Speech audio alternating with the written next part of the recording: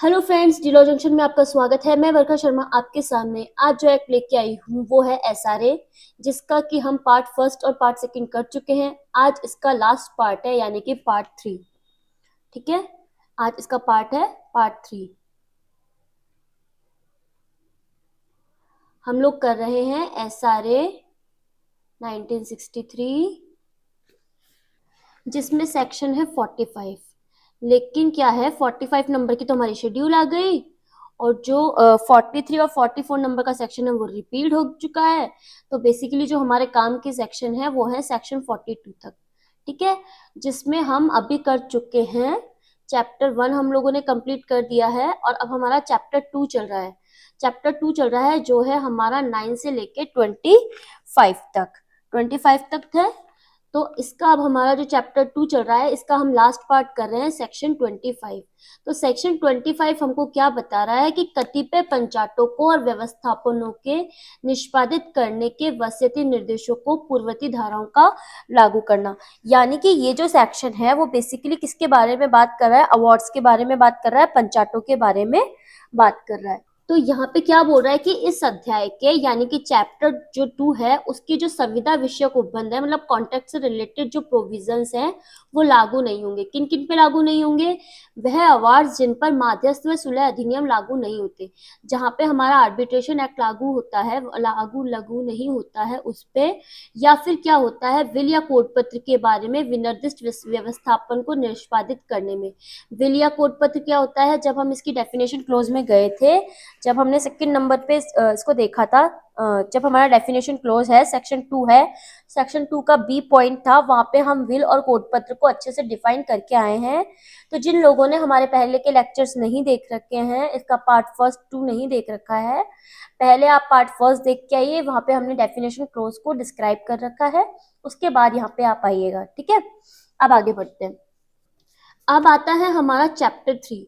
Chapter 3 क्या बोल रहा है? हमको लिखतों की परिशुद्धि के बारे में बात कर रहा है। यहाँ पे कितने सेक्शंस कवर हो रहे हैं? यहाँ पे एक अकेला सेक्शन है, सेक्शन 26। सेक्शन 26 हमको बोलता है कि भाई लिखतों की परिशुद्धि कैसे की जाएगी। तो बात करते हैं सबसे पहले 26। 26 क्या है? अपने 4 पार्ट डिवाइड करके बैठा है, मतलब इसमें 4 सब क्लोजेस दे रखे हैं। तो सबसे पहले बात करते हैं पहले पॉइंट। तो क्या बोलता है इसका फर्स्ट पॉइंट? ये बोल रहा है कि जब पक्षकारों के भूल व कपट के कारण, मतलब पक्षकारों में क्या हो गया, कोई कपट आ गया, कोई पारस्परिक भूल हो गई, उसके कारण क्या हुआ कि कोई संविदा जो थी या कोई जो अन्य लिखित थी, इंस्ट्रूमेंट थी, जो किससे संबंधित होगी, किसी कंपनी के संगम अनुच्छेद ना हो, तो और अपना वास्तविक आशय अभिव्यक्त नहीं करती हो। इसका मतलब हो गया कि जो पक्षकार थे वो अपनी भूल पे थे या कपट पे थे। फिर क्या हुआ, उनका जो लिखित वगैरह थी, जो कॉन्ट्रैक्ट वगैरह था, वो आशय प्रकट नहीं कर पा रहा था, मतलब क्या है उसमें डिफाइन नहीं कर पा रहा था। तो दोनों पक्षकार या उनके हित प्रतिनिधि लिखित के परिशोधन, मतलब लिखित जो होगी, इंस्ट्रूमेंट जो होगा, उसको संशोधित करने के लिए वाद संस्थित कर सकेंगे। और वादी लिखित को परिशोधित करने के लिए अभिवचन में दावा कर सकेगा। जब लिखित में कोई अधिकार विवादक हो, मतलब उसका कोई विवादक चल रहा हो, तो वो क्या करेगा, किसी अभिवचन में क्या कर सकेगा, दावा कर सकेगा कि भाई जो लिखित है उसको परिशुद्धित किया जाए। ठीक है, यानी कि इसको क्या किया जाए, सही किया जाए। फिर इसका जो सी पॉइंट आता है ना, वो ये हमको बोल रहा है कि भाई जो विनिर्दिष्ट वाद होगा उसमें कोई जो प्रतिवादी होता है वो भी क्या कर सकेगा, लिखित की परिशुद्धि की मांग कर सकता है। और इसका अपवाद क्या हो सकता है? इसका अपवाद हो सकता है कोई कंपनी विधि के संगम अनुच्छेद को छोड़कर, मतलब इसको शामिल नहीं करेंगे। बाकी ये जो होंगे व्यक्ति, कौन कौन? दोनों पक्षकार और उनके हित प्रतिनिधि लिखित परिशोधन के लिए क्या कर सकते हैं, वाद संस्थित कर सकते हैं। ठीक है, वादी भी कर सकता है, प्रतिवादी भी कर सकता है, और उनका हित प्रतिनिधि भी कर सकता है। अब आगे बढ़ते हैं। इसका सेकंड पॉइंट क्या बोल रहा है?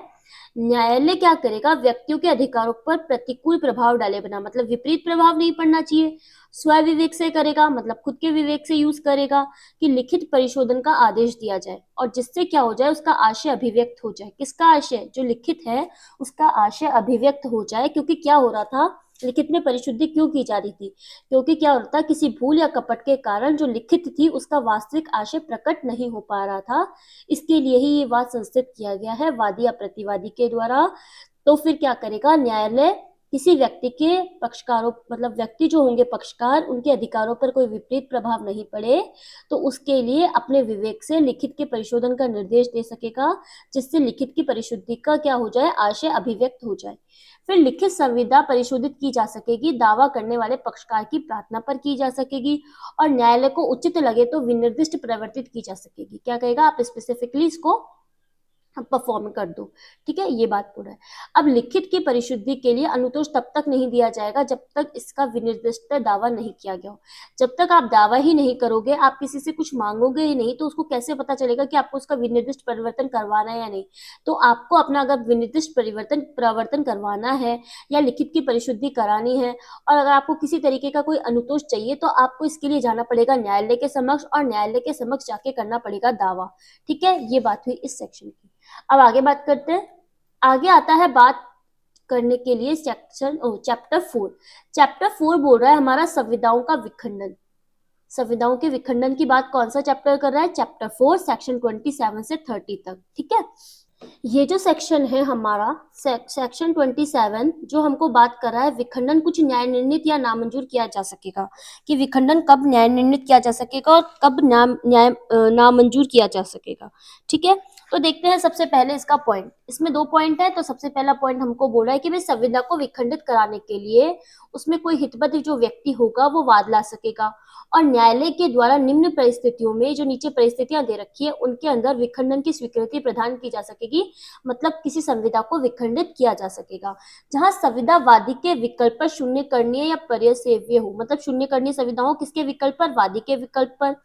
जहां संविदा ऐसे हेतु से विधि विरुद्ध है देखने से ही प्रकट नहीं है, प्रतिवादी वादी से अधिक। मतलब जो संविदा होगी उसको देखने से प्रकट हो रहा है कि भाई इसमें क्या दोष है, ऐसा कुछ समझ में नहीं आ रहा। ठीक है, और प्रतिवादी जो है वो वादी से अधिक दोषी है, तो क्या होगा, संविदा को विखंडित किया जा सकेगा। इसका मतलब हो गया कि संविदा का जो विखंडन किया जाएगा वो या तो वादी के द्वारा या उसका जो हितबद्ध व्यक्ति होगा वो न्यायालय में वाद करके क्या कर सकता है, विखंडन करवा सकता है और न्यायालय इसकी स्वीकृति प्रदान करेगा। कि जब उनको लगता है कि इस जो संविदा है वो जो वादी होता है उसके विकल्प पर शून्य करनी हो गई है, मतलब उसको क्या कर सकते हैं, शून्य करने करवा सकते हैं। मतलब उसके बाद आगे जो संविदा होगी वो देखने से ही प्रकट हो रही है कि भाई वो अस्पष्ट है। ठीक है, मतलब बिल्कुल सही नहीं है, तो उसको विखंडित करवा सकता है।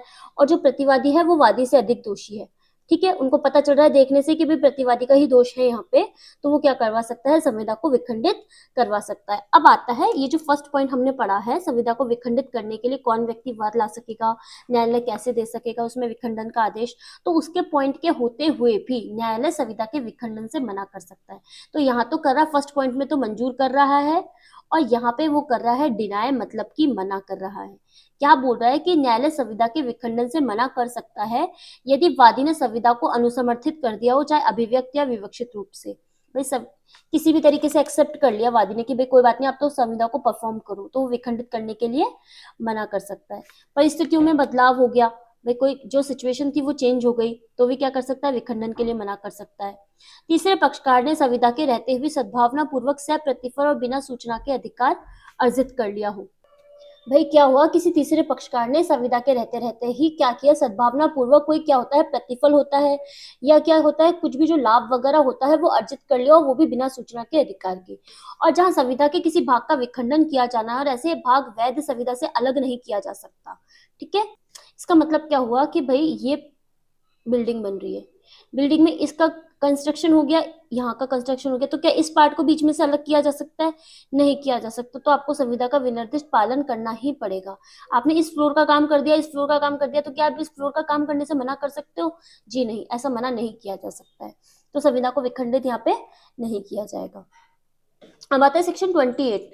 सेक्शन 28 कहते हैं स्थावर संपत्ति के विक्रय या पट्टे पर दिए जाने के लिए ऐसी संविदाओं का विनिर्दिष्ट पालन जिसकी डिक्री की जा चुकी है और जिनका क्या होगा, कतिपय परिस्थितियों में विखंडन होगा। ठीक है, तो क्या होगा इस पॉइंट के अंदर, इस पॉइंट में ये होगा कि जहां किसी वाद में स्थावर संपत्ति के जो विक्रय होंगे, स्थावर संपत्ति क्या होती है हमारी, स्थावर संपत्ति होती है हमारी इमूवेबल प्रॉपर्टी के संबंध में विक्रय हो गया हो, कोई पट्टे पर दिए जाने की संविदा हो, ठीक है, उसके विनिर्दिष्ट पालन की जो डिक्री होती है वो जारी की जा चुकी हो, और क्रेता और जो पट्टेदार होते हैं डिक्री के द्वारा अनुज्ञात मतलब दी गई किसी कालावधि के अंतर्गत न्यायालय के द्वारा अनुज्ञात की गई कोई अतिरिक्त कालावधि, मतलब जो दी गई कालावधि है, समय दिया गया है, उसके अतिरिक्त जो समय होगा उसके भीतर किसी विक्रय धन या अन्य राशि जिसे देने के लिए न्यायालय ने आदेशित किया हो, मतलब न्यायालय ने आदेश जारी किया हो कि आप ये रकम देंगे और वो क्या करता है नहीं देगा, तो वहां विक्रेता या पट्टाकर्ता उसी वाद में जिसमें डिक्री की गई है, जो ये वाद चल रहा था पुराना वाला जिसमें डिक्री जारी की गई थी, उसी के अंदर संविदा के विखंडन किए जाने का आवेदन कर सकेगा। कौन करेगा यहाँ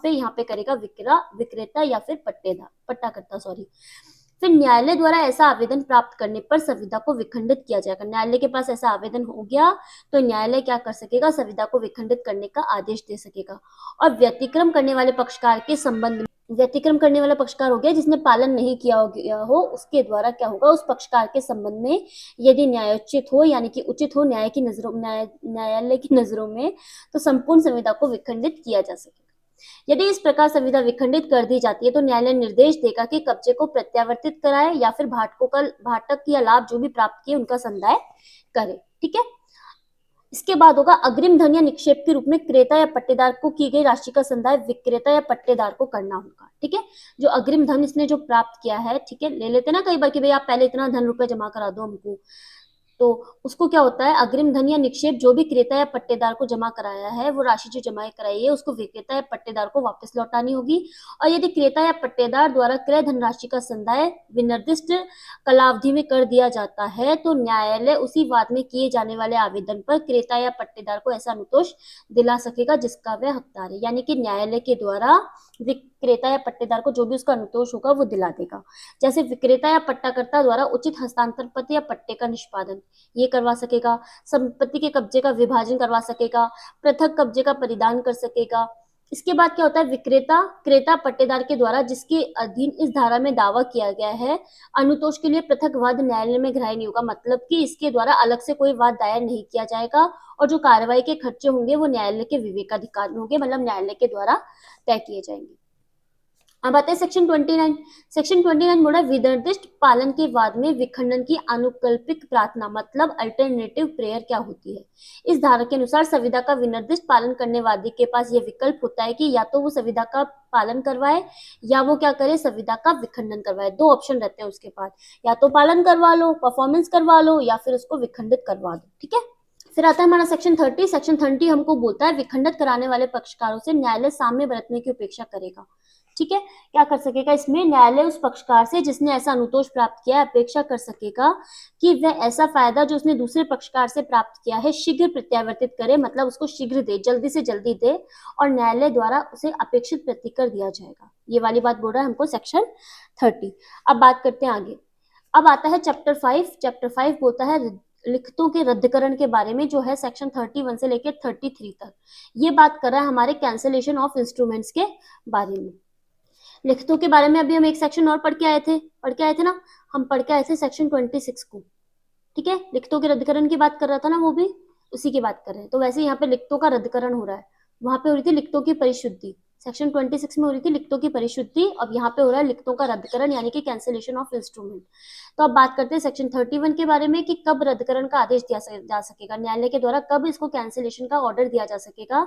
तो निम्न दशाओं में रद्दकरण का आदेश दिया जा सकता है। सबसे पहले होता है कोई लिखित जो वाद्य के विरुद्ध शून्य या शून्य करने हो, ठीक है, या फिर उसका उस लिखित के बने रहने से कोई गंभीर क्षति होने की युक्तियुक्त आशंका हो।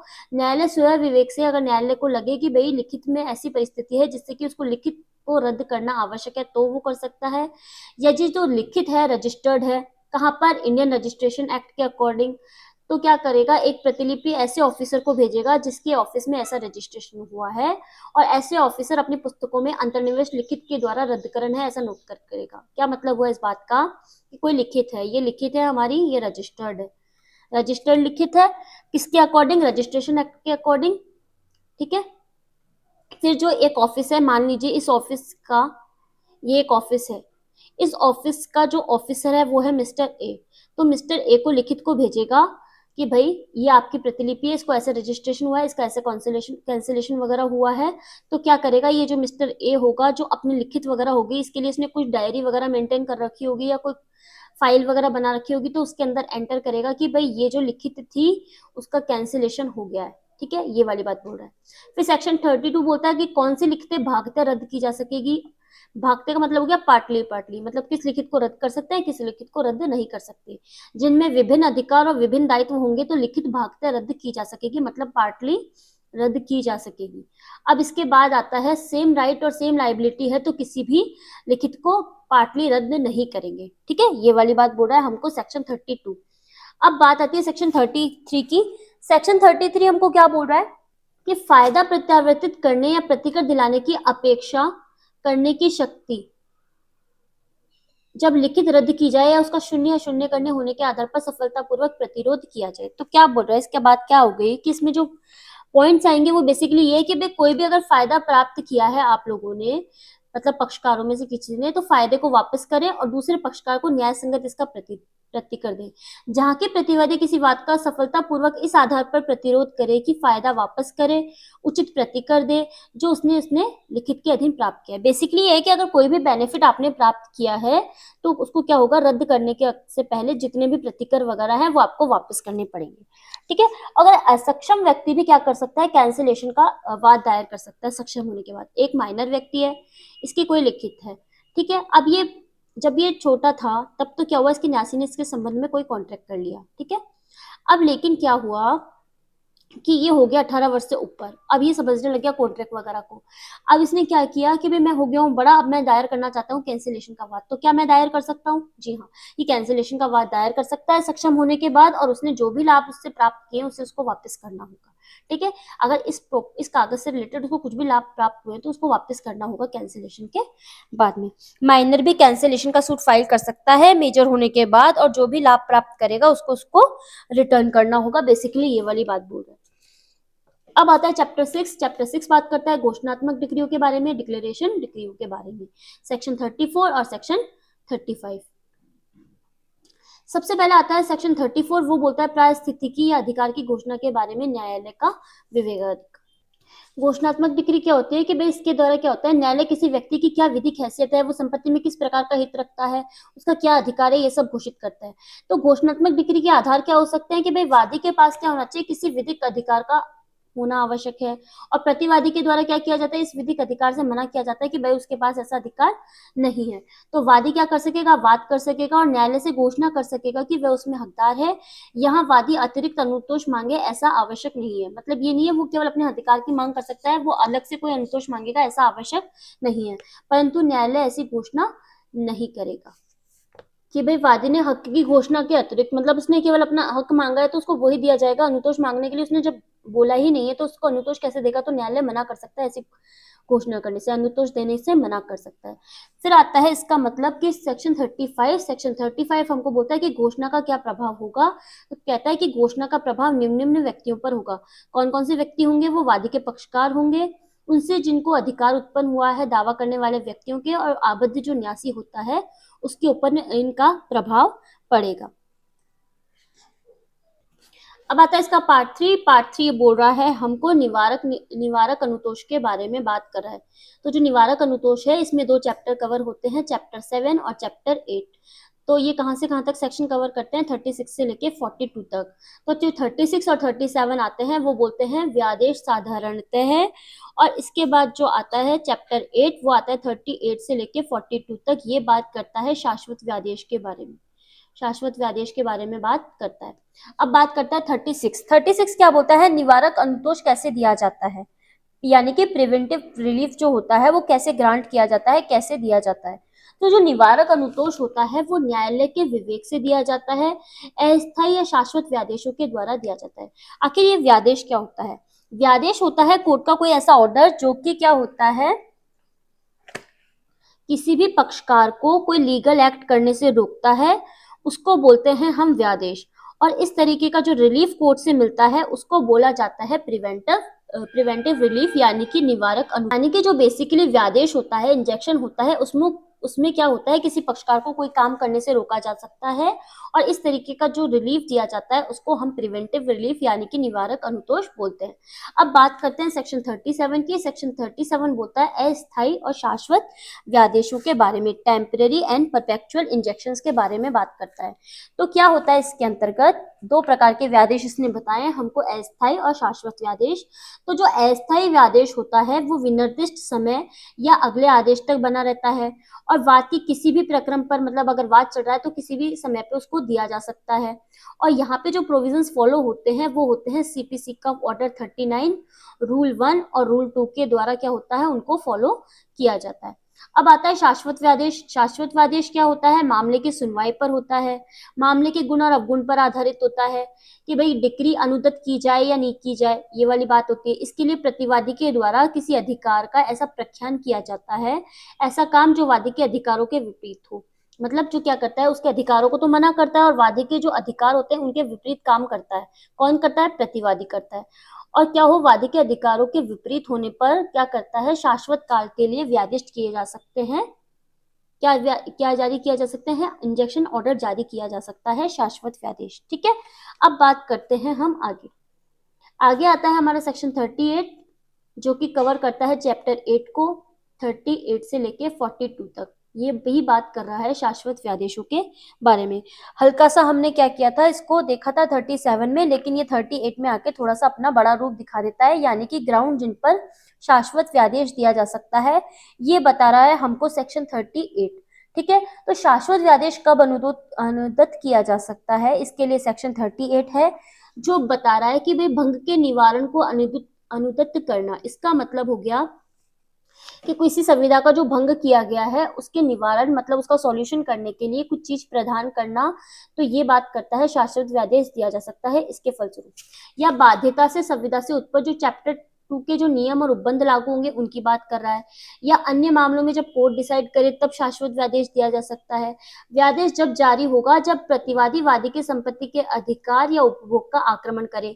जैसे कि अभी हमने देखा था कि भाई क्या होता है, वो वादी के प्रतिकूल बात करता है, विपरीत बात करता है या ऐसा आक्रमण करने की धमकी दे।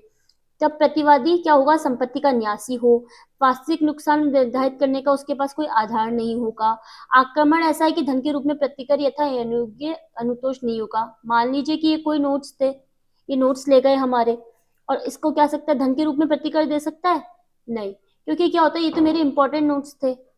अब इसको क्या मैं दोबारा बैठी बैठी थोड़ी ना बनाती रहूंगी कि इंपॉर्टेंट नोट्स है इनको कोई ले गया और फिर मैं उसके खिलाफ बात कर रही हूँ, तो क्या वो बोलेगा अरे यार पैसे लो आप मामला खत्म करो। लेकिन ऐसे नहीं कर सकती ना, वो तो मेरे इंपॉर्टेंट नोट्स है, मैंने बहुत अपना टाइम कीमती समय देके उनको बनाया है।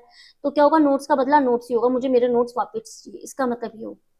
फिर क्या होगा, व्यादेश न्यायिक कार्रवाई के बाहुल्य को रोकने के लिए आदेश है। भाई बहुत सारी न्यायिक कार्रवाई आप देखते हैं कितने केस पेंडिंग पड़े रहते हैं, तो क्या होगा, इंजेक्शन इसलिए जारी किया जाता है कि भाई न्यायिक कार्रवाई में वो हो गया, बाहुल्य हो गया, मतलब बहुत सारे केसेस हो गए, तो उसको रोकने के लिए कि एक बार इंजेक्शन जारी कर देते हैं, पक्षकार अपने अनुसार क्या कर सकेंगे, मामले को क्या कर सकेंगे, एक सेटलमेंट वगैरह कर लेंगे, तो उसके लिए भी व्यादेश जारी किया जा सकता है कि भाई थोड़े समय के लिए इनको रोक दो।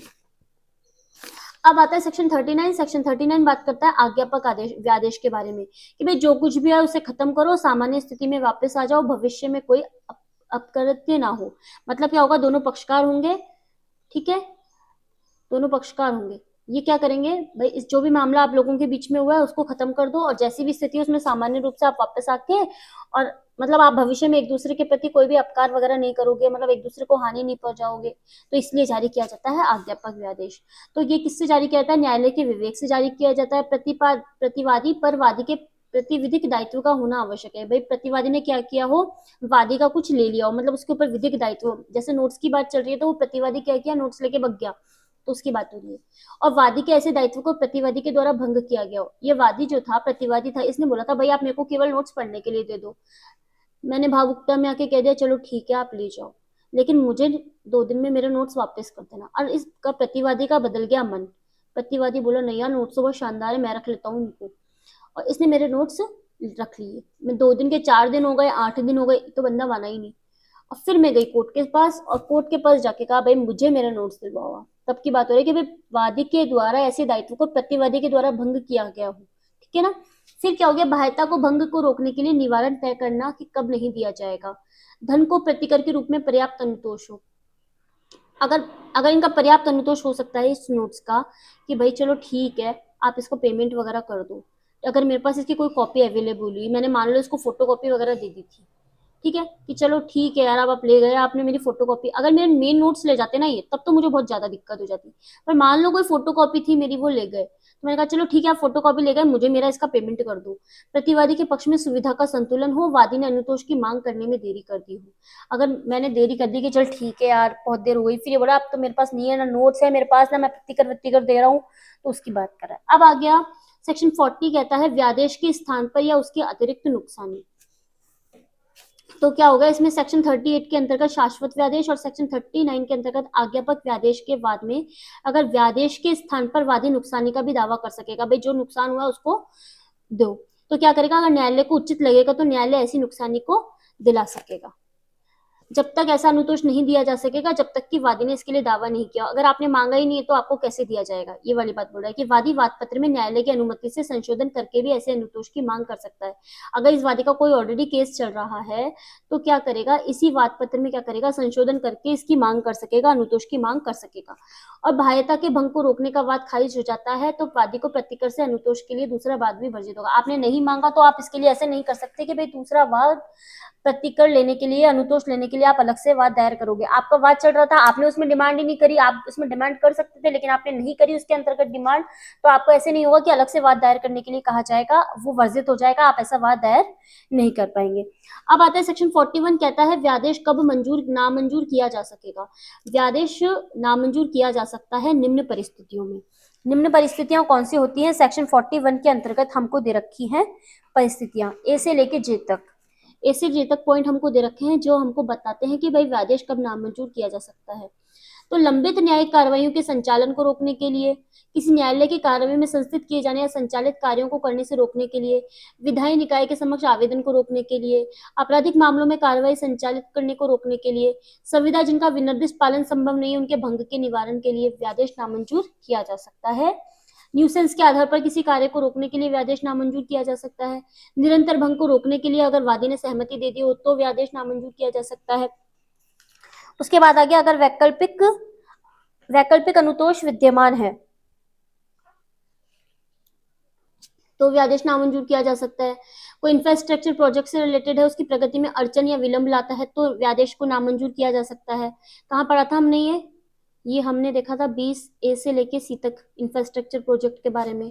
और वादी का कार्य ऐसा है कि उसे न्यायालय की मदद पाने से निर्हित कर दिया गया है, रोक दिया गया है, और वादी का व्यक्तिगत हित ना हो तो भी क्या कर सकता है, व्यादेश को नामंजूर किया जा सकता है। ठीक है, तो ये तो बात हुई थी हमारे व्यादेश को नामंजूर करने के संबंध में सेक्शन 41 में। ठीक है, कहाँ से कहाँ तक पॉइंट दे रखे हैं, ए से लेके जी तक। क्या हमको इनको याद करना चाहिए, जी बिल्कुल हमको इनको याद करना चाहिए, ये पॉइंट एग्जाम में पूछे जा सकते हैं। फिर आता है सेक्शन 42। सेक्शन 42 कहता है नकारात्मक करार के पालन का व्यादेश। न्यायालय सकारात्मक करार का पालन नहीं करा सकता तो नकारात्मक करार का पालन करवा सकता है। वादी ने अपना काम कर दिया तो वे नकारात्मक करार विशिष्ट करार से संबंधित होना चाहिए। इसका बात हो गया, पॉजिटिव नहीं करा पा रहे हो तो नेगेटिव परफॉर्मेंस आप करवा सकते हो, ये बोल रहा है सेक्शन 42। जब प्लेंटिफ ने क्या किया हो, अपना काम कर दिया हो तो क्या करेगा, अगर आप सकारात्मक परफॉर्मेंस नहीं कर सकते तो आप नकारात्मक परफॉर्म कर लो। इसके बाद हमको दे रखी है एक शेड्यूल। अगर आपने अभी एसआरए का एक्ट ले रखा होगा एक्ट पढ़ते समय, वैसे तो देखो आप जब भी लेक्चर देख रहे हो तो आपको लेना चाहिए अपना एक्ट साथ में, जो भी एक्ट हम पढ़ रहे हैं। तो मैं उम्मीद करती हूँ अभी आपके पास एसआरए का एक्ट होगा। तो आपको दे रखी है पीछे एक शेड्यूल, शेड्यूल में दे रखे है हमको एक लिस्ट, शेड्यूल में हमको एक लिस्ट दे रखी है जिसमें है 5 पॉइंट्स जो बात करते हैं इंफ्रास्ट्रक्चर प्रोजेक्ट के बारे में, लिस्ट दे रखी है उसकी बात। तो क्या हमको ये लिस्ट याद होनी चाहिए, जी हाँ बिल्कुल हमको इस लिस्ट को करना है याद, क्योंकि एमपी में इस तरीके का क्वेश्चन पूछा गया था। अभी रिसेंटली 1-2 साल पहले एग्जाम हुआ था, उसमें इंफ्रास्ट्रक्चर की लिस्ट से क्वेश्चन पूछा गया था। 5th नंबर का जो लिस्ट थी, 5th नंबर का जो पॉइंट था उससे क्वेश्चन पूछा गया था। तो आपको ये